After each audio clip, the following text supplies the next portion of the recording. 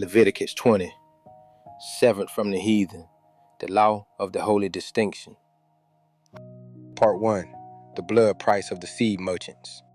Peace, life, and sovereign fire to the scattered elect of the nation of Israel. Welcome back to another heavyweight session on Yah First Ministries. You are tuning in with your brother Bethsade, Lamed Aleph Lamed, coming at you straight from the trenches of raw, uncut Torah truth. If you are here, it means your soul is sick and tired of the watered down, sweet-talking, sugar-coated garbage being spewed from the pulpits of these modern-day Babylonian churches and these clown show internet camps. We are not here to play games. We are not here to sell you t-shirts, and we are damn sure not here to make your flesh feel comfortable. We are here to decode the master blueprint of the creator of the flat earth, Yad Hey Wow Hey. Today, we are launching into part 1 of a massive 3-part investigation into one of the most terrifying, graphic, and highly classified security documents in the entire Torah, Leviticus chapter 20. Before we crack open this text, let me set the backdrop so you understand exactly what is at stake. The book of Leviticus is not some dusty, ancient ritual diary for a dead priesthood. It is a highly advanced technical manual, a system security protocol designed by the master engineer himself to protect the biological and spiritual integrity of his chosen nation. In this 3-part series, we are going to dissect the entire chapter verse by verse. We are going to expose the spiritual firewalls Yah set up to protect our bloodline, and we are going to look at the absolute, bloody execution codes he ordained for those who inject malware into his system. In part 1 today, we are breaking down verses 1 through 9.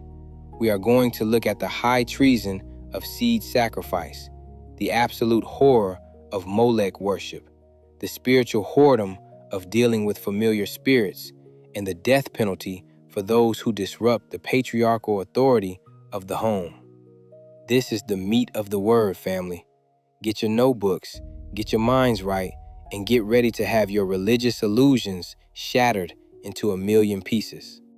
Verses 1 through 5, the Molech protocol and the defiled sanctuary. To understand how the master engineer secures his nation, we have to start at the very beginning of the transmission. Let us look at how this security directive is compiled and delivered. And the Lord spake unto Moses, saying, look at how the scribes flatten this verse to hide the frequency. When we restore the original Paleo-Hebrew names, we see the true architecture of the text.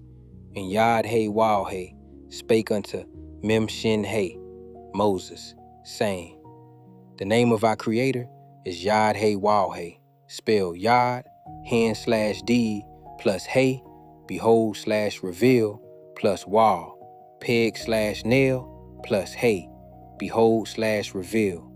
This is the ultimate frequency of reality. When Yad Hey Wow Hey speaks, he is not just making noise, he is executing code. The word spake in the ancient tongue is debar, spelled dalit, door/pathway, plus bet, house/tent, plus resh, head/first. Literally, it means the opening of the house of the head. It is the transmission of structural instructions.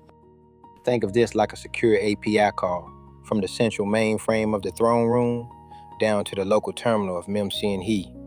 Yah does not delegate his sovereign authority to a board of directors. There is no heavenly council of pagan gods debating what to do. There are no winged, halo-wearing cartoon angels running errands. Everything is Yad Hey Wah Hey, manifesting his own power. When he speaks to Mem Shin He is establishing a direct, encrypted network connection to his chosen prophet, a man who is a physical vessel, an extension of Yah's own spirit on the earth. This is the foundation of the entire legal framework. It is a top-down, absolute command from the chief engineer to the lead project manager on the ground.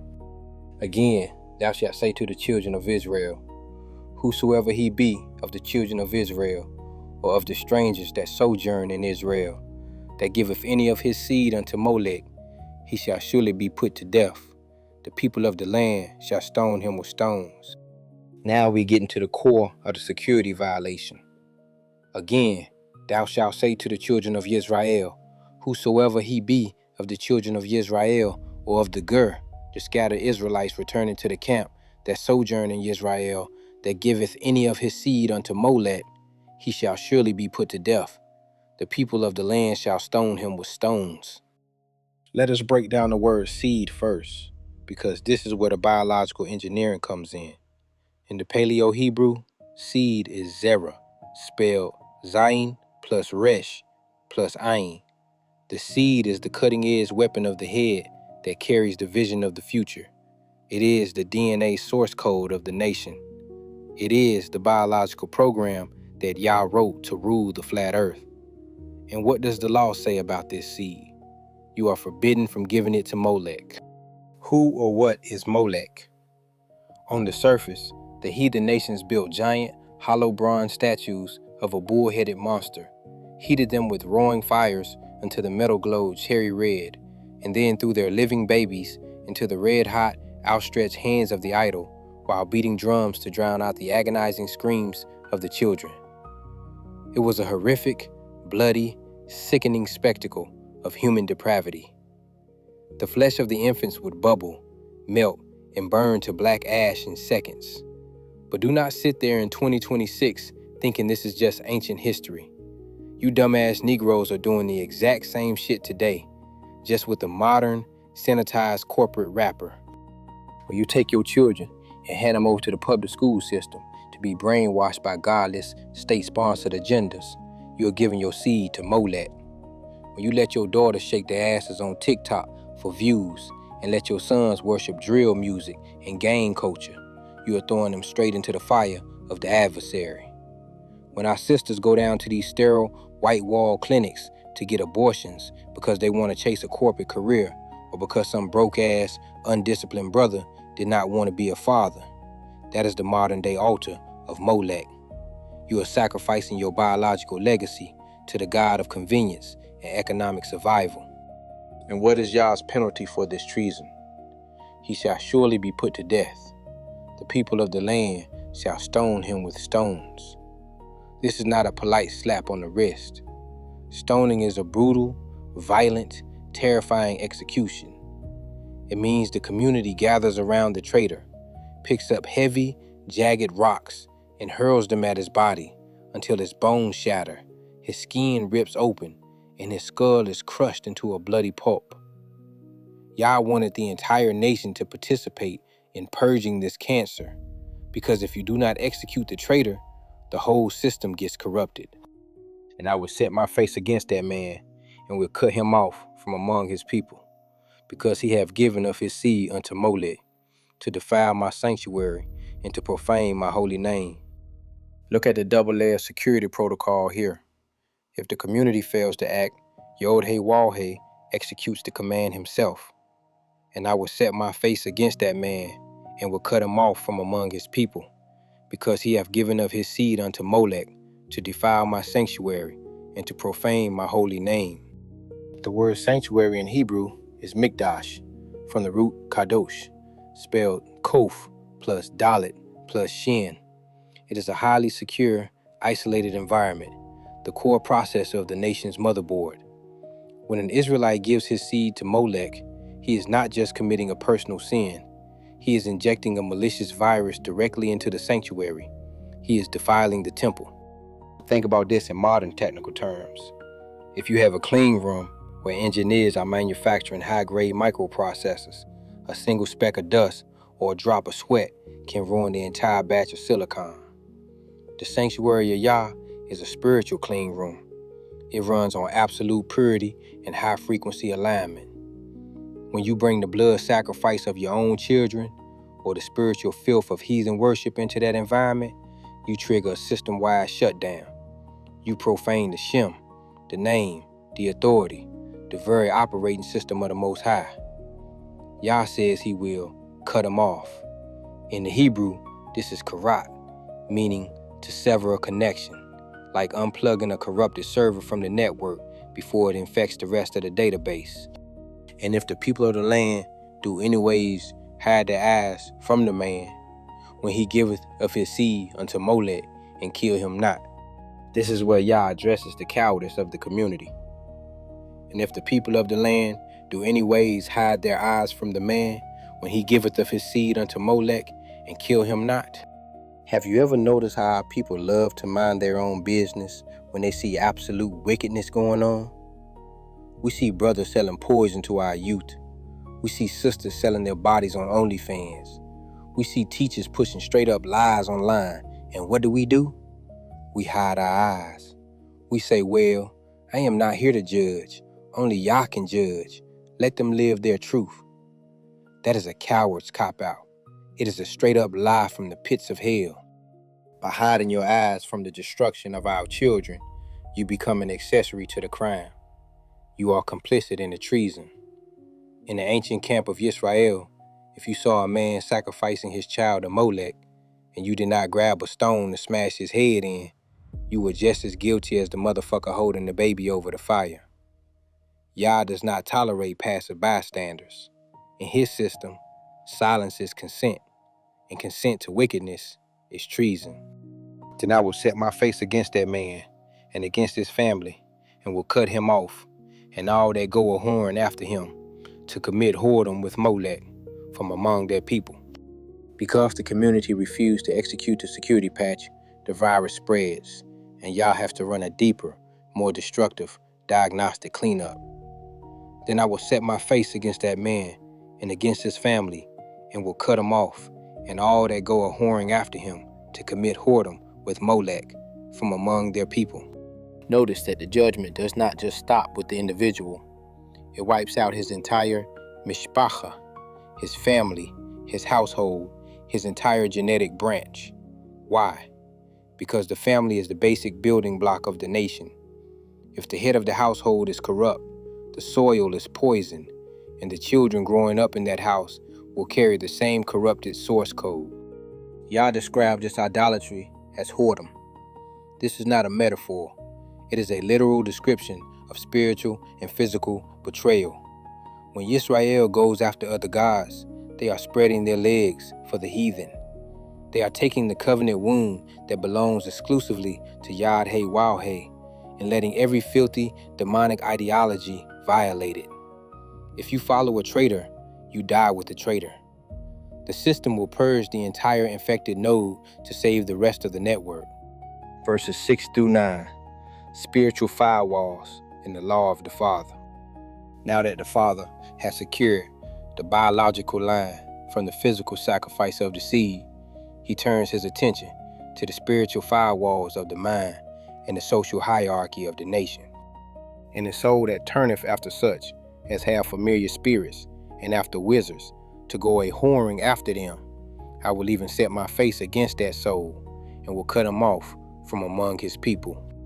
And the soul that turneth after such as have familiar spirits and after wizards to go a-whoring after them, I will even set my face against that soul and will cut him off from among his people. Let us expose this spiritual garbage right now. Our people are absolutely obsessed with spiritualism, witchcraft, and esoteric bullshit. You have sisters calling themselves healers and brujas, buying crystals, reading tarot cards, burning sage, and looking at the stars to figure out their daily horoscopes. You have brothers going to psychics, mediums, and spiritualists to get a reading on their life. This is what the scripture calls familiar spirits and wizards. In the Hebrew, a familiar spirit is ob, which refers to a hollow skin bottle or a medium that channels dead, earthbound frequencies. A wizard is Yidioni, meaning a knowing one, a false programmer who pretends to have access to the system's source code. When you consult these people, you are bypassing the secure, authorized network connection of prayer and Torah, and you are trying to hack into the spiritual realm through an unauthorized back door. You are downloading malware directly into your consciousness. There are no supernatural demons or winged devils floating around doing this. These are human adversaries, con artists, and highly disturbed minds operating on low, corrupted frequencies to manipulate your fear and ignorance. Yah says if you turn after them, he will set his face against you and cut you off.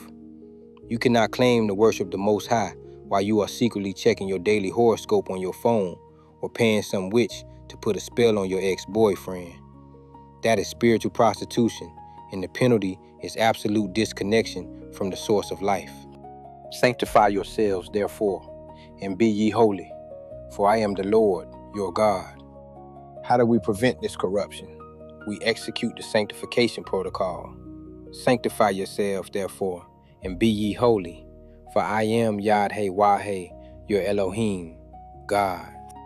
The word sanctify in Hebrew is Kadash, and holy is Kadash. Let us look at the Paleo-Hebrew letters of Kadash again. Kuf, condensation / gathering of light, plus Dalet, door / pathway, plus Shin, teeth / consuming fire. To be holy is to be a closed door to the outside world, gathered in the light of Yah, while his consuming fire burns away all external impurities. In modern technology, this is a sandbox environment. When software engineers want to test a dangerous program or run a critical process without risking the entire operating system, they isolate it in a secure digital sandbox. It is completely cut off from the rest of the network. No external data can get in, and no internal data can leak out. Yisrael is Yah's sandbox. We are supposed to be kadosh, completely separated, isolated, and clean from the filth of the heathen nations. You cannot be holy while you are trying to blend in with Babylon. You cannot be holy while you are bleaching your skin, wearing fake hair, chasing European beauty standards, and living like a heathen Monday through Friday, only to put on a linen garment and some fake tassels on Saturday to look righteous on camera. Holiness is an internal, structural reality. It is a complete alignment of your mind, your body, and your actions with the written specifications of the Creator. And ye shall keep my statutes and do them. I am the Lord, we sanctify you. And ye shall keep my statutes and do them. I am Yod-Heh-Wah-Heh, which sanctify you. Notice the order of operations here. You do not get sanctified by sit-down meditation or mystical chanting. You get sanctified by keeping the chukkah, the statutes, the hard-coded laws of the system. The word statutes comes from a root meaning to engrave or carve in a stone. These are not suggestions. They are permanent, physical laws engraved into the very fabric of reality. Think of the laws of Torah like the physics engine of a video game. If the programmer writes a law that says gravity operates at a certain acceleration, you cannot just believe your way out of falling off a cliff. If you step off the edge, you are going to fall and smash your face on the rocks below because the code is absolute. The laws of Yad-Heh-Wah-Heh are the physics engine of human society. When you keep them, the system runs smoothly, the energy flows correctly, and you are protected. When you violate them, you crash the program. Yah is the one who sanctifies us, but he does it through the mechanism of our obedience to his written instructions. For everyone that curses his father or his mother shall be surely put to death. He hath cursed his father or his mother, his blood shall be upon him. Now we hit the absolute foundation of social order. For everyone that curses his father or his mother shall be surely put to death. He hath cursed his father or his mother, his blood shall be upon him. Look at how serious this is. Yah places the disrespect of parents on the exact same level of capital offense as sacrificing children to Molech and practicing witchcraft. Why? Because the patriarchal family structure is the hardware architecture of the kingdom. If the children do not respect the authority of the father and the mother, the chain of command is broken, and the transmission of the covenant code from generation to generation fails. In the Paleo-Hebrew, the word cursive is kalal, spelled kof, gather / condense, plus lamet, staff / authority, plus lamet, staff / authority. It means to make light of, to treat as insignificant or to diminish the authority of those who carry the staff of leadership. Look at our youth today. We have a generation of undisciplined, wild, foul-mouthed children who talk back to their parents, curse them out, steal from them, and treat them like garbage. We have a culture that promotes rebellion as a virtue. The music industry, the movies, and the social media algorithms teach our children to despise their fathers and mock their mothers. And what do the parents do? They let them do it because they are too weak, too lazy, or too scared to enforce discipline. In the ancient camp of Israel, there was no gentle parenting or timeouts for a rebellious, cursing child. If a teenager stood up and cursed his father or his mother, he was dragged outside the camp and stoned to death. His own parents would have to witness his blood spilling onto the dirt, his skull cracking open under the weight of the rocks, because it is better to lose one rebellious branch than to let that branch rot the entire tree. The scripture says, his blood shall be upon him. This is a technical term meaning the execution was legally justified. He triggered his own self-destruct sequence by violating the fundamental law of authority. This is where the first line of defense is drawn, family. If we cannot secure the seed, if we cannot secure the mind from spiritual whoredom, and if we cannot secure the authority of the home, then the nation of Israel has no foundation to build upon.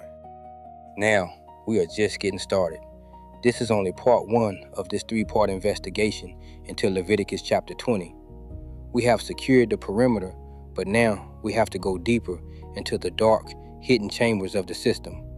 In part 2, we are going to step directly into the fire of verses 10 through 18. We are going to dissect the absolute, graphic laws of sexual engineering, adultery, incest, beastliness, and the cleanup protocols for those who defile the covenant bed. You do not want to miss this. Get ready, because the fire is only going to get hotter. Part 2, the sexual malware in the bloodline database. We just got done dragging the seed sacrificing, witch consulting, parent cursing traitors outside the camp and leaving their skulls crushed under a pile of jagged rocks. Now, the master engineer is taking us directly into the deep, dark, slimy underbelly of the system, where the most destructive biological malware is injected, the defilement of the covenant bed, and the man that committed adultery with another man's wife, even he that committed adultery with his neighbor's wife. The adulterer and the adulteress shall surely be put to death. He hath cursed his father or his mother. His blood shall be upon him. The scribes added the repetitive clause, he hath cursed his father or his mother. His blood shall be upon him at the end of this verse in some manuscripts, which is a copyist error bleeding over from verse 9. The true judgment for adultery is death, but the repetition of the parental curse here is a scribal glitch in the translation matrix. Let us look at the raw, unfiltered reality of what is happening here. The word adultery in the ancient tongue is naf, spelled nun, aleph, p. Nun is the seed or the continuation of life. Aleph is the ox head, representing strength, power, or the leader. P is the mouth, representing an opening, a portal, or a transmission. When you put nun, aleph, p together, it literally means the seed of strength entering an unauthorized portal. This is not some light-skinned, R&B singing romance drama. This is high-level biological espionage. Think of the marriage covenant like a secure, encrypted peer-to-peer network connection. When a man and a woman are joined under the law of Yad-Hey-Wah-Hey, they establish a closed, private database. The woman is the clean soil, the secure server. The man is the authorized administrator who has the right access key to upload his genetic source code into that database. When another motherfucker slips into that bed, he is performing an unauthorized SQL injection attack. He is uploading malicious, corrupt code into a secure database that does not belong to him. He is scrambling the data, messing up the inheritance lines, and corrupting the biological integrity of the family unit. Mainstream Christianity has turned this into some soft, emotional, forgive and forget bullshit. They tell you to go to marriage counseling, hold hands, and talk about your feelings, while some slick talking pastor tries to slide into your wife's direct messages on the low. That is a damn lie from the pits of hell. The law of the master engineer does not play those games. The penalty is absolute, violent deletion from the mainframe. The adulterer and the adulteress shall surely be put to death. This is a double execution. No double standards. No, he was just being a man, and no, she was just lonely. Both of them get dragged out. Both of them get their throats cut or their chests crushed with heavy stones until their lungs collapse and their blood pools in the dirt. Why? Because you have to purge the malware before it replicates and corrupts the entire local network. This aligns perfectly with what is written in the book of Proverbs, chapter 6, verse 32, where the Father warns that whoso committeth adultery with a woman lacketh understanding, and he that doeth it destroyeth his own soul. It is a self-destruct sequence. Look at our people today in 2016, glued to their phones, scrolling through Instagram, looking for a side piece, swiping on Tinder, and turning hookup culture into a lifestyle. You have brothers bragging about sleeping with another man's wife, and sisters selling their bodies on OnlyFans while their husbands sit in the next room playing video games like some broke-ass castrated cowards. You are running around playing with high-voltage electrical lines and wondering why your life is a burning pile of shit. You are destroying the hardware of the nation. And the man that lieth with his father's wife hath uncovered his father's nakedness. Both of them shall surely be put to death. Their blood shall be upon them. Now we are stepping into the absolute horror of structural incest. And the man that lieth with his father's wife hath uncovered his father's nakedness. Both of them shall surely be put to death. Their blood shall be upon them. Let us decode the phrase, uncovered his father's nakedness. The lying-ass Christian pastors will tell you this just means looking at your dad naked. That is some childish kindergarten garbage designed to hide the graphic reality of the crime. As we established in the first part of this series, uncovering the nakedness of thy father's wife is a Hebrew idiom for sleeping with your father's wife, your mother, or your stepmother. This is the exact sin that Ham committed against Nun-Ket, which resulted in the cursed birth of Canaan. It is the same sin that Reuben committed when he went into the bed of Bilhah, his father's concubine. Let us break down the word nakedness in the Paleo-Hebrew. It is erwa, spelled ayin, resh, wa, he. Ayin is the eye, representing vision or deep perception. Resh is the head, representing the first or the ruler. Wa is the peg or the nail, representing a secure connection. He is the window, representing a revelation. When you put ayin, resh, wa, he together, it means exposing the secure connection of the head to public view. It is the ultimate breach of security. In modern technology, this is like a junior developer stealing the master administrator's private SSH keys to log into the root directory of the server. It is a direct violation of the hierarchy of the system. The father is the root directory. The father's wife is the secure hardware partition reserved exclusively for his administration. When the son goes into that partition, he causes a massive system short circuit. He is crossing the wires of authority, mixing the generations, and destroying the structural integrity of the household. The master engineer does not tolerate this kind of hardware malfunction. The penalty is death for both parties. Their blood shall be upon them. Their execution is legally mandated by the system architecture. This is what Shin Aleph Wa Lamed was screaming about in 1 Corinthians chapter 5, verse 1, when he said there was fornication among the believers that was not even named among the Gentiles, that a man should have his father's wife. Even the damn heathen knew that shit was a system killer.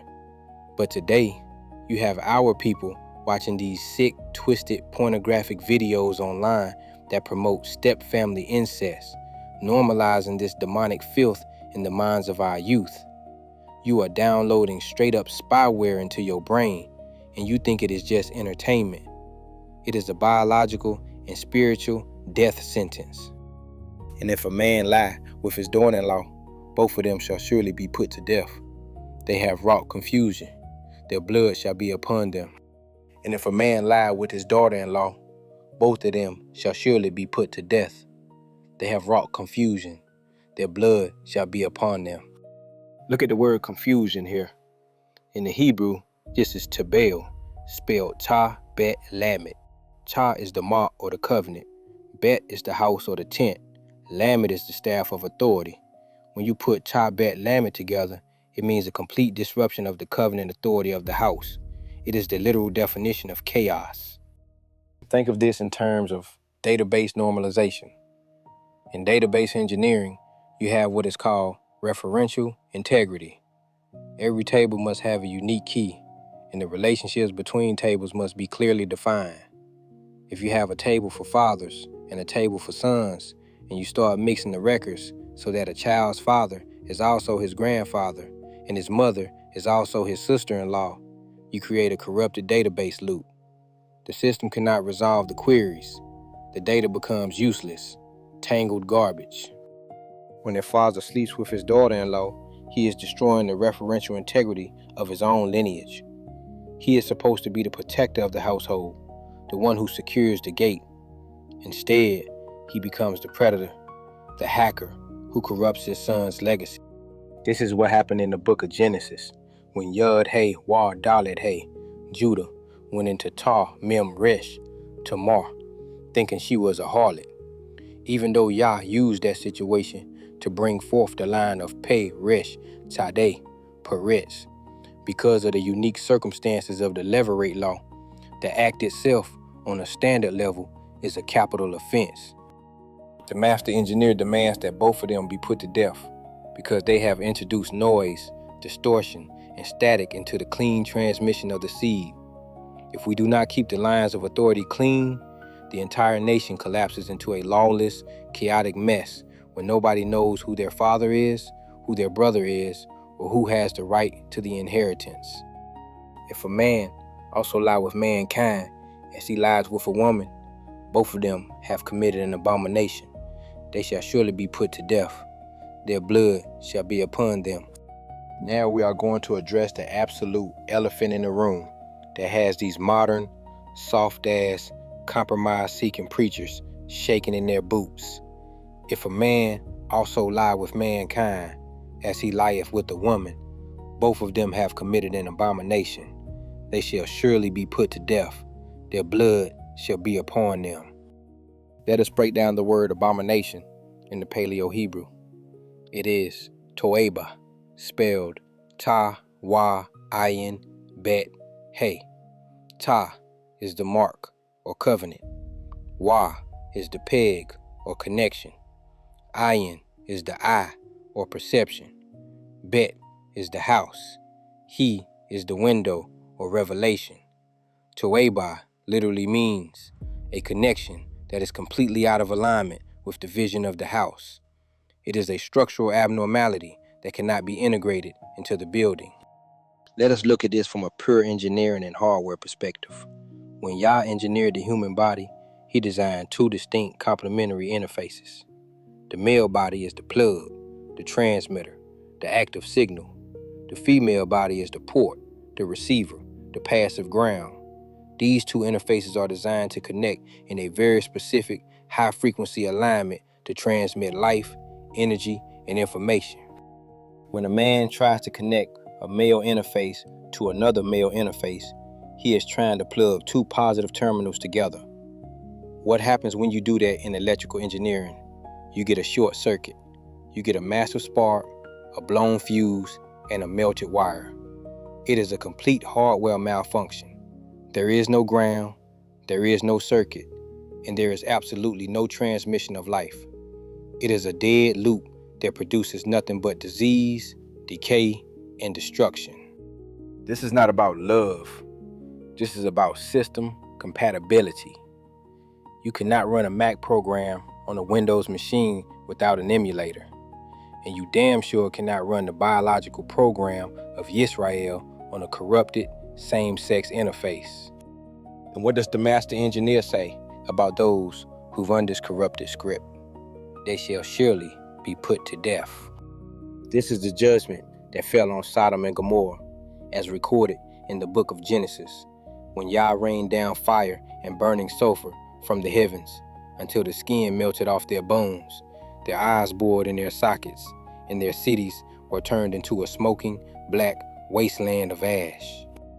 But today, in 2016, we have our people marching in pride parades, waving rainbow flags and celebrating this sickness as if it is a badge of honor. You have these weak-minded, effeminate brothers walking around in dresses, wearing makeup, and talking about living their truth, while our sisters are turning into masculine, aggressive beasts who want to lead the home. You are reversing the polarity of the nation.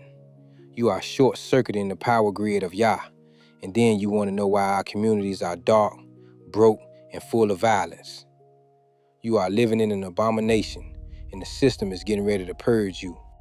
And if a man take a wife and her mother, it is wickedness. They shall be burnt with fire, both he and they, that there be no wickedness among you. And if a man take a wife and her mother, it is wickedness. They shall be burnt with fire, both he and they, that there be no wickedness among you. Look at the severity of this execution code.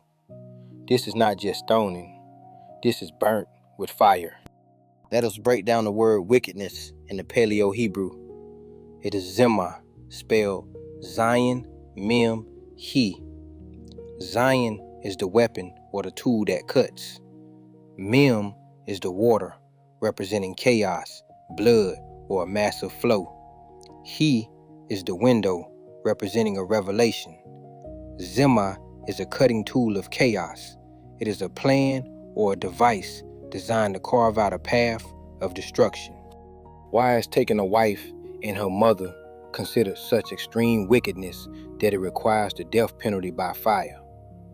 Because it is a total destruction of the generational boundary. The mother is the source of the daughter. The mother represents the past generation. The daughter represents the present generation. When a man sleeps with both of them, he is consuming the root and the branch at the same time. He is creating a parasitic loop that devours the natural order of family respect. Think of this like a high voltage power surge that travels backward through the transmission lines, blowing up the transformers at the substation. It is a catastrophic failure of the distribution network. The punishment is to be burnt with fire. This is a graphic, terrifying execution. In the ancient camp, they would not just light a campfire and throw them in. They would melt lead or heat stones until they were white hot, or they would pile dry wood around the traitors and burn them alive until their flesh bubbled. Their fat dripped into the embers like grease, and their bones were reduced to white ash. Yah wanted the smell of burning, charred human flesh to hang over the camp as a physical, unavoidable warning of what happens when you introduce this level of biological malware into the system. He said that there be no wickedness among you. You have to incinerate the infected hardware completely so the virus cannot spread to the surrounding nodes. And if a man lie with a beast, he shall surely be put to death, and ye shall slay the beast. Now we are descending into the absolute depths of biological degradation, bestiality. And if a man lie with a beast, he shall surely be put to death, and ye shall slay the beast. Let us look at this from a genetic and biological engineering standpoint. Yah created every living thing after his kind, as recorded in the book of Genesis. Every species has its own unique chromosomal count, its own specific DNA structure, and its own isolated frequency. The human body, specifically the Adamic Israelite body, is the most advanced biological machine on the flat earth. It runs on a highly complex, high-frequency operating system designed to house the spirit of the Most High. When a man lies with an animal, he is attempting to bridge two completely incompatible biological platforms. He is trying to force a high-level human program to run on low-level animal hardware. It is a massive corruption of the biological barrier. It is like taking a USB drive full of advanced military software and trying to jam it into a dirty, rusty mechanical gear. You are going to break the drive, ruin the gear, and contaminate the data with dirt and grease. This is the ultimate form of self-degradation. It shows a mind that has fallen so low, operating on such a beastly, carnal frequency that it can no longer distinguish between the image of Yah and the beast of the field. And look at the judgment. Ye shall slay the beast. Why does the animal have to die? The animal did not commit a sin. It does not have the law. The animal must be executed because it has been contaminated by the human malware. It has become a physical monument to a high-level security breach. If you leave the animal alive, it carries the physical memory, the scent, and the potential genetic contamination of that abomination. You have to wipe the hard drive completely clean. You have to destroy the physical evidence of the hack so that the memory of the violation is erased from the earth. This is a complete system reset. You kill the man, you kill the beast, and you bury them both in the dirt, where their corrupted physical matter can rot and be broken down back into basic elements, far away from the clean camp of Israel. And if a woman approach unto any beast and lie down thereto, thou shalt kill the woman and the beast. They shall surely be put to death. Their blood shall be upon them.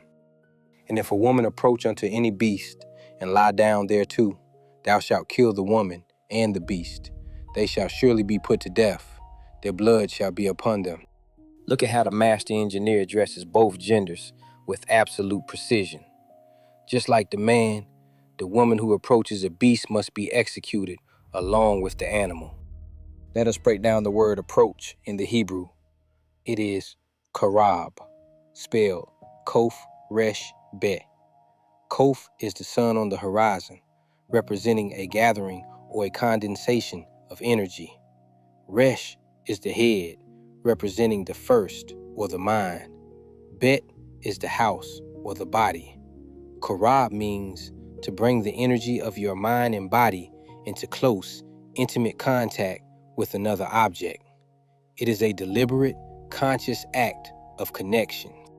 When a woman approaches a beast, she is taking the sacred womb, the biological incubator designed to carry the chosen seed of Israel, and she is exposing it to the low-frequency, animalistic energy of a beast.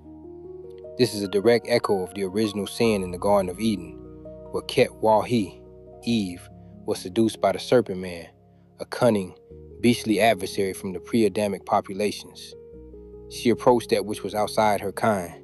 She lay down with him, and she conceived Kof Yud Nun, Cain, the original serpent seed who brought murder and corruption into the earth. This is not some harmless weird kink. This is a high-level biological threat vector. When you allow this kind of genetic and spiritual mixing, you invite the most horrific, deformed, and corrupted frequencies into the human experience. The penalty is absolute. Thou shalt kill the woman and the beast. Their blood must be spilled on the ground. No mercy. No excuses about mental health or emotional distress. Today, we see the same beastly spirit operating in our communities. We have sisters who treat their pet dogs better than they treat our brothers. They sleep in the bed with these animals. They kiss them on the mouth, and they live in close, intimate contact with beasts while rejecting the patriarchal order of the Israelite household. You are operating on a low, animalistic frequency, and you are inviting that same unclean, beastly energy into your temple. It is a spiritual sickness that leads straight to physical destruction. And if a man shall take his sister, his father's daughter, or his mother's daughter, and see her nakedness, and she see his nakedness, it is a wicked thing, and they shall be cut off in the sight of their people. He hath uncovered his sister's nakedness, he shall bear his iniquity. And if a man shall take his sister, his father's daughter, or his mother's daughter, and see her nakedness, and she see his nakedness, It is a wicked thing, and they shall be cut off in the sight of their people. He hath uncovered his sister's nakedness. He shall bear his iniquity. Let us look at the genetic engineering underneath this verse. In the early days of creation, during the time of Adam and the immediate post-flood era, the genetic code of humanity was highly pure, robust, and free from mutations. In those early generations, brothers and sisters had to marry to populate the earth and establish the lines. But as the generations passed and the genetic code began to copy and replicate over thousands of years, mutations, errors, and biological noise began to accumulate in the human genome. Think of this like making a photocopy of a photocopy. The first copy is clean and sharp. But if you take that copy, put it on the glass, and copy it again, and then copy that copy, by the time you get to the 10th or 20th generation, the text becomes blurry, distorted, and unreadable. By the time of Memshin-He, Moses, at Mount Sinai, the master engineer executed a security patch to protect the genetic integrity of Israel. He hard-coded a law forbidding sibling incest. Why? Because when you breed within the immediate sibling circle, you are doubling down on the same genetic mutations and copy errors.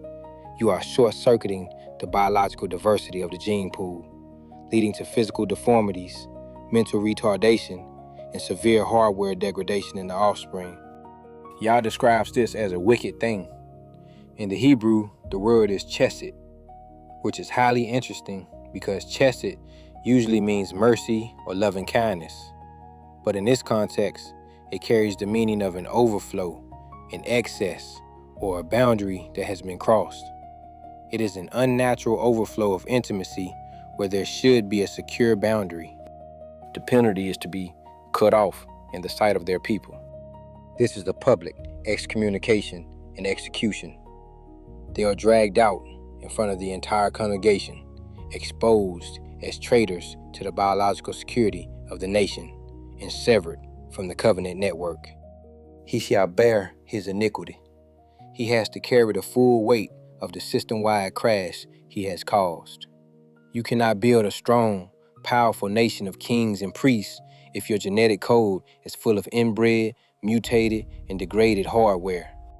And if a man shall lie with a woman, having her sickness, and shall uncover her nakedness, he hath discovered her fountain, and she hath uncovered the fountain of her blood, and both of them shall be cut off from among their people. And if a man shall lie with a woman, having her sickness, and shall uncover her nakedness, he hath discovered her fountain, and she hath uncovered the fountain of her blood, and both of them shall be cut off from among their people. Let us dissect the biology of this verse, because the modern-day church has absolutely no understanding of what is happening here. They think this is just a hygiene rule. It is not. It is a highly advanced biosecurity protocol. The sickness refers to a woman's menstrual cycle. Let us look at what is happening physically during this time. The womb is shedding its lining. It is a natural purification process where the body is flushing out unfertilized tissue, waste, and blood. It is a high-volume filtration and cleansing cycle. In the Paleo-Hebrew, the word fountain is makor, spelled mem, kaf, wa, resh. Mem is the water, representing chaos or a massive flow. Kaf is the sun on the horizon, representing a gathering of light or energy. Wa is the peg, representing a secure connection. Resh is the head, representing the first or the source. Makor is the gathered source of the life flow. When a man lies with a woman during this purification cycle, he is interrupting a critical system maintenance process. He is introducing his active, transmitting energy into a high-waste, cleansing environment. Think of this like trying to run a high-speed data transfer while the system is running a disk cleanup and flushing the cache. You are going to corrupt the files, jam the processor, and inject toxic waste back into the system. The menstrual blood carries a specific frequency of elimination and decay. When a man uncovers that fountain during her sickness, he is absorbing that low-frequency energy into his own reproductive system, and he is exposing the woman's open, vulnerable cervix to external bacteria and pathogens. It is a direct violation of the biological firewall. Yah says, both of them shall be cut off from among their people. This is a serious security breach that triggers an automatic quarantine. They are disconnected from the camp because they have shown a complete lack of discipline, a total surrender to the carnal lusts of the flesh, and a complete disregard for the biological laws of purification. If you cannot control your fleshly appetites for a few days while the sister's body is running its natural maintenance cycle, you are nothing but a beast. You are unfit for the kingdom. You are a liability to the health and security of the nation, and the system will spit you out. This is the blueprint of biological security, family. The master engineer did not write these laws to make your flesh feel restricted. He wrote them to protect the integrity of the hardware. If we do not keep the bed undefiled, if we do not respect the boundaries of the database, then the entire nation becomes a corrupted, short-circuited mess of mutated data and low-frequency noise. But we are not done yet. We have dissected the sexual malware, but now we have to look at the familiar boundaries and the ultimate separation protocols that set Yisrael apart from the rest of the flat earth. As we prepare to transition into part 3 of this massive investigation, we are going to step directly into the final verses of Leviticus chapter 20. We are going to look at the laws of near kin, the absolute separation between clean and unclean beasts, and the final execution code for those who harbor familiar spirits. The fire is burning, the code is executing, and the truth is cutting through the noise. Part 3, the severed bloodline and the land that vomits traitors. We just finished dragging the boundary crossing, beast line, mother defiling degenerates out of the camp to be burned to ash. Now, the master engineer is tightening the screws on the inner circles of kinship, drawing the final lines of separation that dictate whether we inherit the flat earth or get vomited out of the land like toxic waste. Let us dive straight back into the source code of Leviticus chapter 20. And thou shalt not uncover the nakedness of thy mother's sister, nor of thy father's sister, for he uncovereth his near kin, they shall bear their iniquity. Look at how the master engineer structures the genetic firewall of the nation. When we restore the Paleo-Hebrew frequency, this verse reads, and thou shalt not uncover the nakedness of the sister of thy mother, nor of the sister of thy father, for he uncovereth his near kin, they shall bear their iniquity. The word kin in the ancient tongue is shir, spelled Shin, Aleph, Resh. Let us look at these Paleo-Hebrew pictographs. Shin is the two front teeth, representing consuming fire or sharp destruction. Aleph is the ox head, representing strength, power, or the leader. Resh is the head of a man, representing the first or the ruler. When you put Shin, Aleph, Resh together, Shir literally means the consuming strength of the head.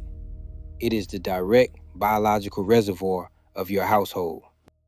When a man sleeps with his aunt, whether from his mother's side or his father's side, he is not just committing a personal sin, he is causing a massive genetic feedback loop.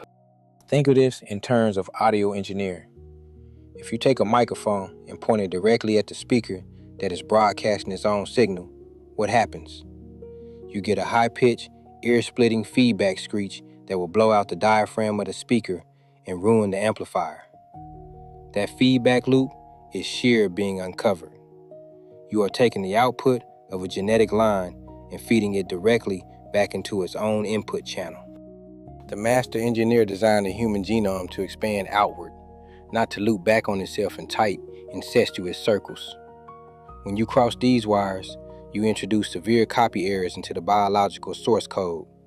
You get physical deformities, mental degradation, and a complete breakdown of the physical machine. This aligns perfectly with Leviticus chapter 18, verse 12, where the Father explicitly forbids uncovering the nakedness of thy father's sister, because she is thy father's near kinswoman. But look at our people today in 2026. We have families so fractured, so broken by the welfare state, and the destruction of the black patriarch, that half of you dumbass Negroes do not even know who your cousins are.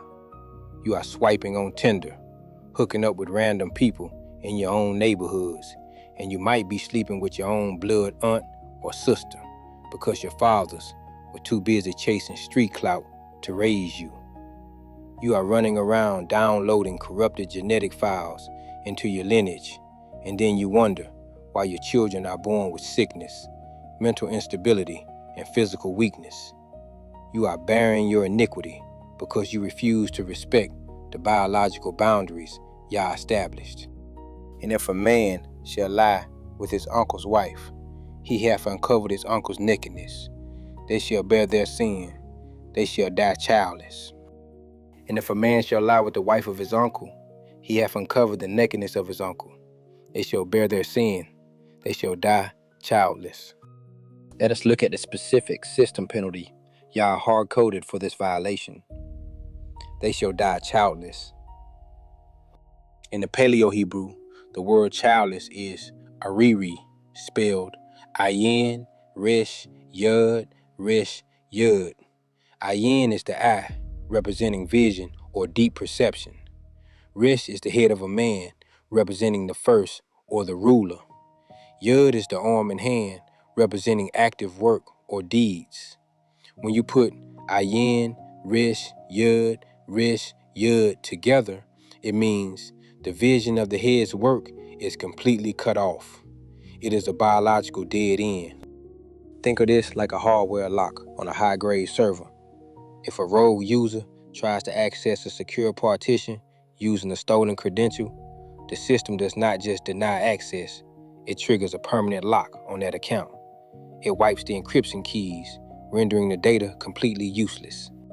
When a man sleeps with his uncle's wife, he is violating the patriarchal hierarchy of his father's house. The uncle is an extension of the father's authority. His wife is a secure partition reserved for that uncle's lineage. When the nephew hacks into that partition, Yah executes a biological script that shuts down the reproductive capability of that union. He locks the womb. He deactivates the seed. This is not some spooky, mystical curse. It is a technical execution of biological law. The creator of the flat earth has absolute control over the switches of life and death. This aligns with Genesis chapter 20, verse 18, where Yah fast closed up all the wombs of the house of Abimelech because of Sarah, Abraham's wife. Yah can shut down a womb faster than you can flip a light switch. But today, you have these young, undisciplined brothers running around chasing older women, sleeping with their uncles' wives, sleeping with their older relatives' women, thinking it is some kind of game. You think you are being a player, but you are actually triggering a genetic self-destruct sequence. You are ensuring that your name, your legacy, and your seed are wiped from the database of Yisrael. You will die childless, and your memory will rot in the dirt. And if a man shall take his brother's wife, it is an unclean thing. He hath uncovered his brother's nakedness. They shall die childless. And if a man shall take the wife of his brother, it is an unclean thing. He hath uncovered the nakedness of his brother. They shall be childless. Look at the word unclean here. In the Paleo-Hebrew, it is nida, spelled nun, dalet, he. Nun is the seed or the continuation of life. Dalet is the door or the pathway. He is the window, representing a revelation or behold. Nida literally means the seed's doorway is exposed to decay. It is a state of separation, filth, and rejection. Why is taking a brother's wife considered nida? Because it is a direct collision of lineage. In database engineering, this is what we call a primary key conflict. If you have two different records trying to write to the same unique identifier in a table, the database will throw a fatal error. It cannot resolve which record has the legal right to the slot. The brother's wife is the legal repository for the brother's seed. If the brother is still alive and you take his wife, you are scrambling the tribal inheritance data. You are creating a chaotic, overlapping loop where the children do not know which brother is their actual head. The only exception to this was the levirate marriage law, which only applied if the brother died childless, so that his name would not be wiped out. But while your brother is alive, touching his wife is a high-level security breach. This is the exact sin that John the Baptist was screaming about when he lost his head. In Matthew chapter 14, verse 4, he told Herod, "It is not lawful for thee to have her," because Herod had taken his brother Philip's wife. John did not sugarcoat it, and it cost him his life. But look at our people today. We have athletes, rappers, and everyday street niggas passing the same women around in their circles like a collection of shared files. You have brothers sleeping with their own brother's baby mama, sleeping with their brother's wife on the low, and then showing up to family gatherings acting like everything is cool. You are living in absolute neither. You are bringing a filthy, low-frequency vibration into your household, and Yah says the penalty is that you will be childless. Your seed will not carry the blessing of the covenant. It will be cut off from the mainframe. Ye shall therefore keep all my statutes and all my judgments, and do them, that the land whither I bring you to dwell therein spew you not out. Now the master engineer zooms out to the macro level of the system. Ye shall therefore keep all the statutes of Yahweh and all his judgments, and do them, that the land whither he bringeth you to dwell therein spew you not out. Let us look at the word spew or vomit in the Paleo Hebrew. It is ka, spelled kuf aleph. Kuf is the sun on the horizon, representing a gathering or condensation of energy. Aleph is the ox head, representing strength or power. Ka means the gathering of strength to forcefully eject something. Have you ever stopped to realize that the fat earth we live on is not a dead random rock floating in a vacuum? That is the bullshit heliocentric lie the serpent seed taught you in their government schools. The earth is an engineered, living, breathing containment vessel. The soil, the water, the electromagnetic grid, and the atmosphere are all programmed to operate on a specific high-frequency alignment with the laws of Yah. When a population living on a piece of land begins to run corrupted code, when they commit adultery, incest, bestiality, and witchcraft, they are releasing a toxic, low-frequency vibration into the physical environment. Think of this like a computer's operating system, detecting a massive malware infection. What does the antivirus software do? It quarantines the infected files, and if the infection is too deep, it runs a system restore and wipes the drive. The land itself has an automated antivirus script built into it. When the level of human filth reaches a certain threshold, the land spews the inhabitants out. It triggers droughts, famines, earthquakes, pestilence, and foreign invasions to purge the cancer. This is exactly what happened to the Canaanites, and it is exactly what happened to us. We were kicked out of our homeland, packed into the cargo holds of slave ships like sardines, and scattered to the four corners of the flat earth because we defiled the land with our wickedness. This aligns with Leviticus chapter 18, verse 28, where Yah warns that the land will spew you out also when ye defile it, as it spewed out the nations that were before you. But you dumbass Negroes are still sleeping. You are living in America, in the Caribbean, in Brazil, in the UK, committing every abominable act under the sun, and you wonder why the neighborhoods you live in are full of lead poison, mold, police brutality, and economic decay. The very ground you walk on is hostile to you because you are running heathen code on Yah's earth. And ye shall not walk in the manners of the nation, which I cast out before you, for they committed all these things, and therefore I abhorred them. And ye shall not walk in the manners of the nations, which Yahweh casteth out before you, for they committed all these things, and therefore he abhorred them. Look at the word abhorred in the Paleo Hebrew. It is kutz, spelled kaf sadeh. Kaf is the gathering of light or energy. Sadeh is the fishhook or trail, representing a hunt, a journey, or a sharp pull. Kutz means to be cut off or severed with sharp, violent disgust. Yah did not just politely ask the heathen to leave. He looked at them with absolute stomach-turning revulsion and wiped them out. Why did he abhor them? Because they committed all these things. They turned their society into a playground for every biological and spiritual virus. And what are our people doing today? We are doing the exact same shit. We are walking in the manners of the nations. When our sisters put on fake blonde hair, paint their faces like Jezebel, and shake their asses on TikTok for digital coins, they are walking in the manners of the heathen. When our brothers drop their pants to their knees, tattoo their faces, and scream about killing each other over drill beats, they are walking in the manners of the heathen. When you celebrate Christmas, Easter, Halloween, and New Year's, worshiping the Roman sun god and the pagan fertility demons, you are walking in the manners of the nations. Yah cast them out, and he will cast you out too. He is not a respecter of persons. If he abhorred the Canaanites for doing these things, he abhors you when you do them. This aligns with Deuteronomy chapter 18, verse 9, where Yah tells us that when we come into the land, we shall not learn to do after the abominations of those nations. But we did not listen. We wanted to be like the white man. We wanted to be like the Asian man. We wanted to be like the Arab man. We integrated into their system. We swallowed their poison, and now we are suffering their plagues.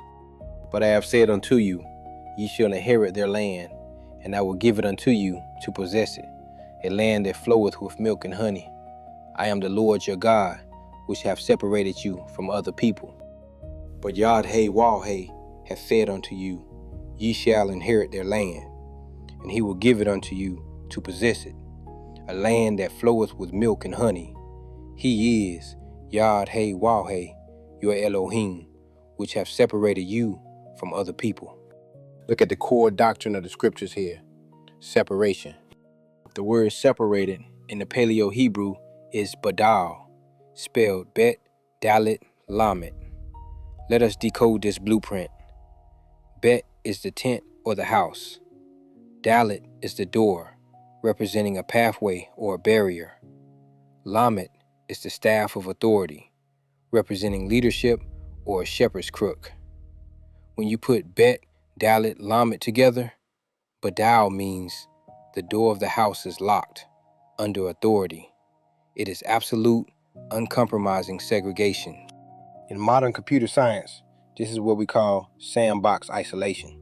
When a software engineer is testing a highly volatile program or a potential virus, he does not run it on the main corporate network. He runs it in an isolated, sandboxed virtual machine. That sandbox has no network connection to the outside world. It is completely badal. If the virus executes, it can only destroy the sandbox. It cannot touch the main operating system.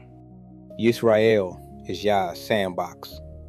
We were engineered to be completely isolated from the heathen nations. Why? Because we carry the covenant seed. We carry the high-frequency source code of the kingdom. If we mix with the heathen, we contaminate the database. This destroys the lying, universalist garbage of the Christian church. They tell you that God loves everybody and that we are all one big human family. That is a damn lie from the pits of hell. Yah says he has separated us from other people. We are his private property. This aligns with Nehemiah chapter 13, verse 3, where it is written that when they had heard the law, they separated from Israel all the mixed multitude. But look at our people today, begging to be accepted by the very nations that enslaved us. You want to marry their daughters. You want to work in their corporations. You want to vote in their political theater. And you want to integrate into their dying system. You are trying to break the sandbox isolation, and all you are doing is downloading their curses into your own life. Ye shall therefore put difference between clean beasts and unclean, and between unclean fowls and clean. And ye shall not make your souls abominable by beast, or by fowl, or by any manner of living thing that creepeth on the ground, which I have separated from you as unclean. You shall therefore put difference between clean beasts and unclean, and between unclean fowls and clean. And ye shall not make your souls abominable by beast, or by fowl, or by any manner of living thing that creepeth on the ground, which Yahweh has separated from you as unclean. Look at how the master engineer connects the dietary laws to the law of national separation. The word difference is from the same root, badal. Let us look at the biology of clean and unclean beasts. Yah did not just randomly pick animals and say, I like this one, but I hate that one. He is the master engineer. He designed every creature with a specific technical function in the flat earth ecosystem. Unclean beasts like pigs, crabs, shrimp, lobsters, vultures, and catfish are the biological filtration systems of the earth. The pig is a land scavenger. It has no sweat glands. It eats garbage, feces, and rotting carcasses. Its digestive system is so fast that the toxins it consumes are not filtered out. They are absorbed directly into its fat and muscle tissue. The shrimp, crab, and lobster are the garbage disposers of the ocean floor. They eat dead fish, sewage, and heavy metals. When you eat these animals, you are eating the biological filters of the earth. It is like taking the oil filter out of your car's engine, scraping the black, toxic sludge off it, and spreading it on a piece of bread for lunch. It is disgusting, it is stupid, and it is a violation of the physical hardware of your body. But look at our people. You are stuffing your faces with pork chops, chitlins, crab legs, and shrimp. And then you want to go to the church on Sunday and pray to Yah to heal you of your high blood pressure, your diabetes, your kidney failure, and your cancer. You are poisoning the temple of the Holy Spirit Monday through Saturday and then begging for a miracle on Sunday. Yah says you are making your souls abominable. The physical foods you put in your mouth affects the frequency of your mind and spirit. You cannot operate on a high frequency connection with the Creator when your temple is full of rotting scavenger meat. This aligns with Isaiah chapter 66, verse 17, where Yah warns that they that sanctify themselves and purify themselves in the gardens behind one tree in the midst, eating swine's flesh, and the abomination and the mouse shall be consumed together. Yah is going to slaughter you with the very garbage you are eating. And ye shall be holy unto me, for I the Lord am holy, and have severed you from other people, that ye should be mine.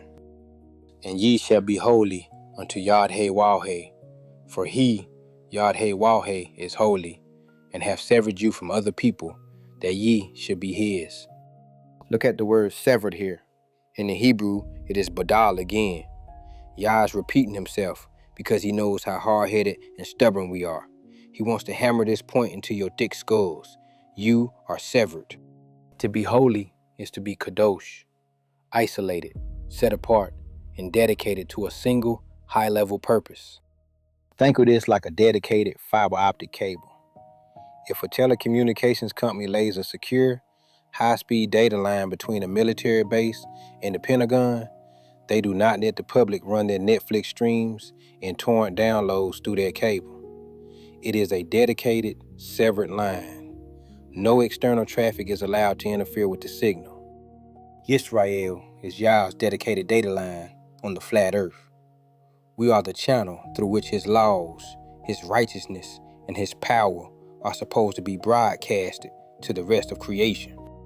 But we have let the heathen tap into our line. We have let their low frequency, chaotic traffic disrupt our signal. This aligns with Deuteronomy chapter 7, verse 6, where the Father tells us that we are an holy people unto Yahweh our Elohim. Yahweh have chosen us to be a special people unto himself, above all people that are upon the face of the earth. Stop trying to be equal. Stop trying to be like the other nations. You were engineered to be superior. You were engineered to rule. But you cannot rule if you are running the same corrupted code as the people you are supposed to be leading. A man also, or woman, that hath a familiar spirit, or that is a wizard, shall surely be put to death. They shall stone them with stones. Their blood shall be upon them. We have reached the final verse of the chapter, and the master engineer closes this security document with the exact same level a violent, uncompromising execution code that he started with. A man also, or woman, that hath a familiar spirit, or that is a wizard, shall surely be put to death. They shall stone them with stones. Their blood shall be upon them. Let us expose the spiritual hackers one last time. A wizard in the Paleo Hebrew is Yiddi-Oni, spelled Yod, Dalet, Ayin, Nun, Yod. Yod is the hand of work. Dalet is the door. Ayin is the eye of vision. Nun is the seed. Yod is the hand. Yiddi-Oni literally means a false worker who opens an unauthorized door to manipulate the vision of the seed. These are the spiritual back doors. In cybersecurity, a backdoor is a method of bypassing normal authentication in a product, computer system, crypto system, or algorithm. Once a hacker installs a backdoor, they can log into the system at any time without the administrator's knowledge and steal data, modify files, or crash the server. Witchcraft, tarot cards, astrology, sage burning, and consulting mediums are spiritual backdoors. When you participate in these things, you are allowing human adversaries and con artists operating on low, corrupted frequencies to install spyware in your consciousness. They are bypassing the secure, authorized network of Torah and prayer, and they are hooking your mind into a network of confusion and fear. There are no supernatural demons flying around doing this. These are wicked men and women using psychological manipulation and low-frequency energy to hack your mind. And what is Yah's security patch for these hackers? They shall surely be put to death. They shall stone them with stones. You have to delete the malicious program. You have to smash the hardware of the hacker so they can never run their corrupted scripts in the camp of Israel again. This aligns with Deuteronomy chapter 18, verses 10 to 11, where Yah commands that there shall not be found among you anyone that maketh his son or his daughter to pass through the fire, or that useth divination, or an observer of times, or an enchanter, or a witch, or a charmer, or a consulter with familiar spirits, or a wizard, or a necromancer. But look at our communities today. We have sisters calling themselves brujas and spiritual healers, selling crystals and reading tarot cards on Instagram. We have brothers looking at their daily horoscopes to decide how to run their businesses. You are playing with high voltage spiritual malware, and you are inviting absolute destruction into your life. You are triggering your own self-destruct sequence, and when the judgment hits, your blood will be upon your own head. This is the end of the security manual, family. Leviticus chapter 20 is a complete, airtight system protocol designed to protect the biological, sexual, and spiritual integrity of the nation of Israel. From the seed sacrifice of Molech in verse 1 to the stoning of the wizard in verse 27, the message is clear.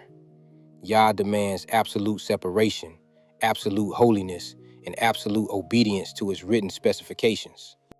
Now, I am calling you to the altar, but I am not calling you to some soft, emotional, church-style altar call where you cry a few tears, shake the pastor's hand, and then go right back to your filth on Monday. I am calling you to a hardcore, system-wide reboot. If you have been sleeping with another man's wife, if you have been violating the boundaries of your family, if you have been sleeping with your relatives, you are running a virus that will delete your lineage. You need to cut that shit out right now. Disconnect from those forbidden connections. Clear your database. If you have been stuffing your face with pork, shrimp, crab, and lobster, making your soul abominable and destroying the physical machine Yah gave you, you need to repent. Stop eating the garbage filters of the earth. Return to the original, plant-based blueprint of the Garden of Eden. Clean out your physical temple so the spirit of Yah can actually dwell in you. If you have been playing with tarot cards, checking your horoscopes, burning sage, and consulting with spiritualists, you are hosting back doors for the adversary. Burn those cards. Throw away those crystals. Delete those astrology apps off your phone. close those unauthorized ports, and establish a secure, encrypted network connection to the throne room through prayer and the written Torah. We are living in the last days, family. The two witnesses, Yisrael and Yud-Hey-Waw-Dalet-Hey, Judah, are standing on their feet, and the nations are terrified. But we cannot take dominion if we are full of malware. We must be holy, for Yud-Hey-Waw-Hey, our Elohim, is holy. Thank you for tuning in to this 3-part investigation on Yah First Ministries. Share this episode with every sleeping Israelite you know. Wake up the seed, secure the perimeter. This is your brother Bazaliel, signing off from the trenches of raw Torah truth. Keep your eyes on the dome, keep your minds in the code, and always put Yah first. Until next time, family, peace, power, and sovereign fire to the elect. Shalom. Behold, how good and how pleasant it is. To my sisters, the true daughters of Jerusalem, no more division, no more competition. We are one body. Let's get it.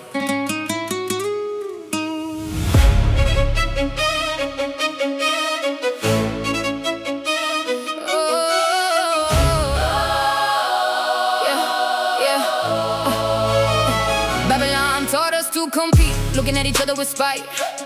Crabs in the bucket, always ready for a petty fight. But we are the daughters of the king, the royal lineage of gold. It's time to break the curses that the heathen system sold. First Peter 3 verse 8, be of one mind, having compassion. Love is sisters, pitiful, courteous in our action. We ain't got time for the gossip or the jealous eye. We're trying to build a nation, let the wicked system die. I see you, my sister, with your head wrapped tight, walking in the Torah, shining with the inner light. No more comparison, no skin tone division. The devil's lies are dead, we walking with a single vision.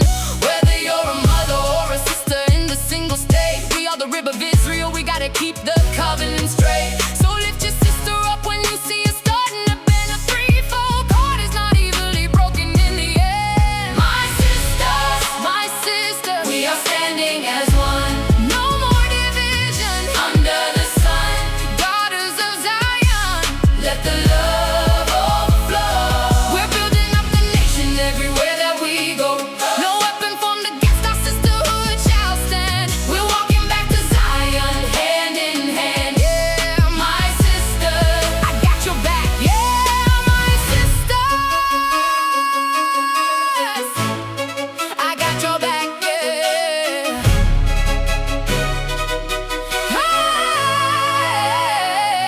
They want us divided, they want us broken and alone. Because a unified Hebrew woman is a threat to their throne. They sell us reality TV, the fighting and the screams, to keep us from realizing we are Yah supreme. But we're turning to the scriptures, Titus chapter 2.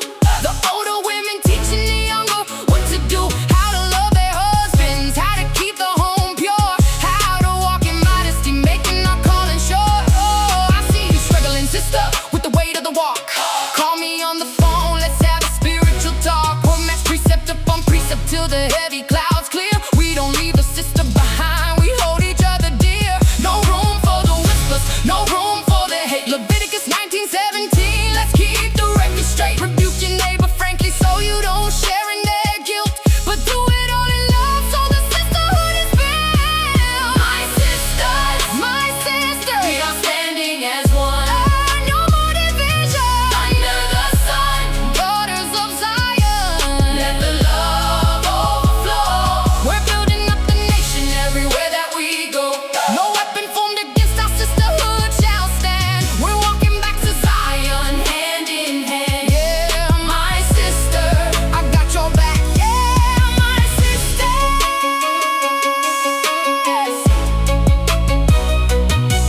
I got your back.